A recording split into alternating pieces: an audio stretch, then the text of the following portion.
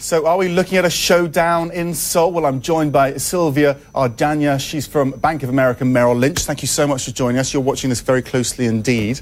It does seem to us that there are two sides appearing here. China on one side, America on the other. Is that too simplistic? Well, I agree that the headline of the debate is between China and the US. The G20 will also involve other countries, and like Germany will likely to be very vocal at the next G20 meeting. Just a few days ago, Angela Merkel said that Germany's current account surplus is based on strong fundamentals and not on currency manipulations, and I strongly agree with that statement. And normally you would have the situation where everyone was criticising China for not releasing the yuan more, but actually the criticism seems to be pointed at America and this massive injection of cash it recently pumped into the economy, which people are suggesting could create a bubble, and that's frustrating world leaders. It's creating imbalances, they say. Do you agree?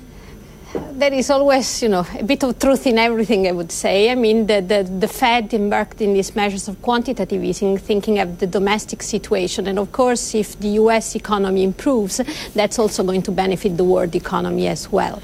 Now, the main concern for the US economy is that inflation is very low, unemployment still very high. So on both sides of the dual mandate, the Fed was falling short of its basically delivering targets. So if this measure would help the economy, we would all benefit as well. And are people like you taking the G20 seriously these days? And if they don't come up with something solid, will that damage the credibility even more?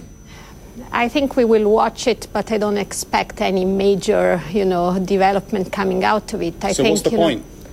I mean, still having, talks and exchanging ideas between policymakers, it's going to be, an improvement in the terms of at least thinking and policy measures that they might think about it. OK, thank you so much for joining us, Sylvia Ardagna. My pleasure.